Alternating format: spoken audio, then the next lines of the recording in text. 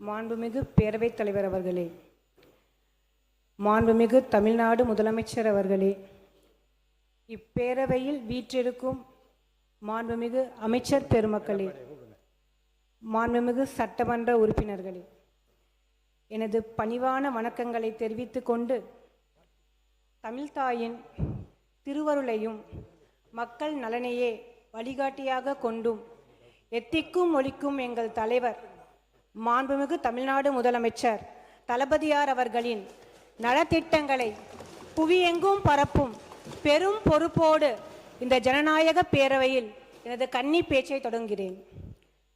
மாண்புமிகு பேரவைத் தலைவர் அவர்களே, எங்களுக்கு முகவரி வழங்கி மற்ற கட்சிகளுக்கு முடிவுரை எழுதி வரலாற்று சிறப்புமிக்க வெற்றினை பெற்ற எங்கள் தளபதியார் அவர்களை வணங்குகின்றேன்.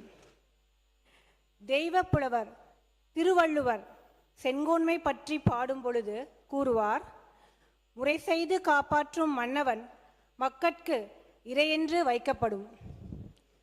அரசியல் என்பது வெறும் அதிகாரம் அல்ல, அது மக்களின் குறைகளை கேட்டு நீதியை வழங்கி அவர்களின் வாழ்வை அரணாக நின்று காப்பாற்றக்கூடிய ஒரு புனிதமான பொறுப்பு. அந்த பொறுப்பை நிறைவேற்றவே உங்கள் வீட்டு பிள்ளையாக மாண்புமிகு எங்கள் முதலமைச்சர் தளபதியார் இருக்கின்றார். மாண்புமிகு பேரவைத் தலைவர் அவர்களே, தாய்மாமன் தங்க மோதிர திட்டம் மூலமாக அரசு மருத்துவமனையில் பிறக்கும் ஒவ்வொரு பிஞ்சு குழந்தைக்கும் 1 கிராம் தங்க மோதிரம் வழங்கி அக்குழந்தையை சீராட்டி தாங்கி பிடிக்கும் பொறுப்பை இந்த அரசாங்கமே ஏற்றுக்கொண்டுள்ளது. தமிழ் பண்பாட்டில் தாய்மாமன் என்பவன் வெறும் உறவுமுறை அல்ல, ஒரு குழந்தையின் பிறப்பில் இருந்து வாழ்வின் ஒவ்வொரு முக்கிய தருணத்திலும் அரணாக நின்று சீர் செய்து மகிழும் பாசத்தின் அடையாளம். இது வெறும் நிதி ஒதுக்கீடோ அல்லது நலத்திட்டமோ அல்ல, தமிழக குடும்பங்களின் சுமைகளை குறைத்து மகிழ்ச்சியினை இரட்டிப்பாக்கி தாய்மையை கொண்டாடும் ஒரு புனிதமான பண்பாட்டு புரட்சி. ஒவ்வொரு குடும்பத்தின் பிஞ்சு குழந்தையின் கையில் மிளிரும் அந்த தங்க மோதிரம் தமிழக தாய்மார்களின் உடன்பிறவா சகோதரனாக, குழந்தைகளின் தாய்மாமனாக எங்கள் தளபதியார் உடன் நிற்கின்றார் என்பதற்கான அசைக்க முடியாத சான்று. மாண்புமிகு பேரவைத் தலைவர் அவர்களே, அடுத்ததாக உலகம் போற்றும் சிங்கப்பெண் திட்டம். மக்களின் மனதில் அழகிய தமிழ்மகனாக வீற்றிருக்கும் எங்கள் தளபதியார் பெண்களின் பாதுகாப்பிற்கு அச்சுறுத்தல் ஏற்பட்டால் பீஸ்ட் மோடிற்கே சென்று விடுவார் என்பதற்கான உதாரணம் எங்கள் முதல்வரின் சிங்கப்பெண் திட்டம். பெண்களை சீண்டுபவர்களுக்கு ஒரு வேட்டைக்காரனாகவும் பெண்களை காவலனாகவும் இருக்கும் எங்கள் மாண்புமிகு தமிழக முதல்வர் எண்ணி ஒரு பெண்ணாக பெருமை கொள்கிறேன்.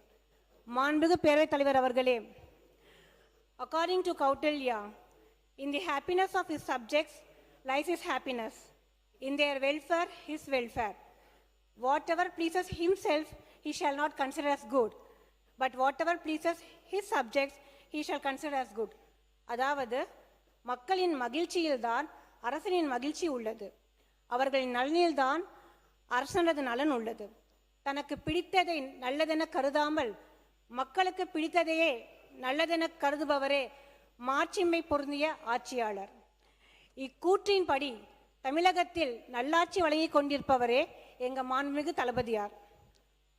மாண்புமிகு பேரவைத் தலைவர் அவர்களே, அடுத்ததாக என் தொகுதியான கவுண்டம்பாளையம் சார்ந்த சில கோரிக்கைகளை முன்வைக்கின்றேன். என்னுடைய தொகுதியான கவுண்டம்பாளையத்திற்கு உட்பட்ட சில பகுதிகளில் அரசு புறம்போக்கு நிலங்களில் 40-50 வருடங்களாக மக்கள் வசித்து வருகிறார்கள். அவர்கள் மின்கட்டண ரசீது போன்ற முறையான ஆவணங்களை வைத்துள்ளார்கள். இருப்பினும் இதுவரை இவர்களுக்கு பட்டா வழங்கப்படாததால் பொருளாதார உரிமைகள் மற்றும் வாய்ப்புகள் மறுக்கப்படுகிறது. உதாரணமாக, அவர்கள் முன்னேற்றத்திற்கு வங்கியில் கடன் வாங்க இயலாத சூழல், வாழும் இடத்தில் இருந்து வெளியேற்றப்படுவோமோ என்றும் அச்சம் போன்ற இன்னல்களுக்கு ஆளாகிறார்கள்.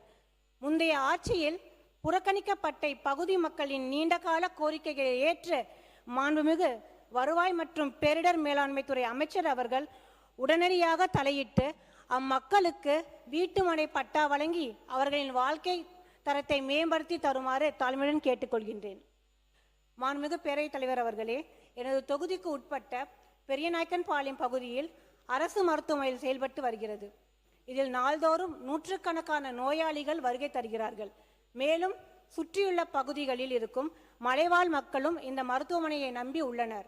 இதில் இருக்கும் அறுவை சிகிச்சை மையத்தினை மேம்படுத்தவும், மேலும் மேம்படுத்தப்பட்ட மருத்துவ சேவைகளுக்கான விபத்து சிகிச்சை மையம் மற்றும் அவசர சிகிச்சை மையங்களை ஏற்படுத்தவும், அதற்கு தேவையான மருத்துவ உபகரணங்களை விரைவில் வழங்கி உதவுமாறு மாண்புமிகு மக்கள் நல்வாழ்வு மற்றும் குடும்ப நலத்துறை அமைச்சர் அவர்களை கேட்டுக்கொள்கின்றேன். என் அன்பிற்கினிய கவுண்டம்பாளையம் தொகுதி மக்களே, உங்கள் ஒவ்வொரு நம்பிக்கைக்கும் நான் பொறுப்பாக இருப்பேன். உங்கள் ஒவ்வொரு கோரிக்கைக்கும் நான் குரலாக இருப்பேன். உங்கள் ஒவ்வொரு கனவுக்கும் நான் பாலமாக இருப்பேன். என் உயிர் உள்ளவரை, என் மூச்சுள்ளவரை, என் கடைசி துளி வியர்வை உள்ளவரை கவுண்டம்பாளையத்திற்காகவே உழைப்பேன். இது என் வாக்குறுதி அல்ல, என் வாழ்நாள் சத்தியம். இறுதியாக, எனக்கு முகவரி அளித்து மக்களுக்கு சேவை செய்ய வாய்ப்பளித்த மாண்புமிகு முதலமைச்சர் தளபதியார் அவர்களுக்கு எனது நெஞ்சார்ந்த நன்றியை தெரிவித்துக் கொள்கின்றேன். என்னை பெருவாரியான வாக்கு வித்தியாசத்தில் வெற்றி பெற செய்த என் தொகுதி நிர்வாகிகளுக்கும் வாக்காளர் பெருமக்களுக்கும் என் மீதான நம்பிக்கைக்கு நன்றி செலுத்துகின்றேன். இம்மாமன்றத்தில் எனக்கு வாய்ப்பளித்த மாண்புமிகு பேரவைத் தலைவர் அவர்களுக்கும் எனது மன்மாத நன்றியை தெரிவித்துக் கொள்கின்றேன். வாழ்க ஜனநாயகம், வளர்க தளபதி புகழ், வெல்லட்டும் மக்கள் நலன். தமிழ் வணக்கம்.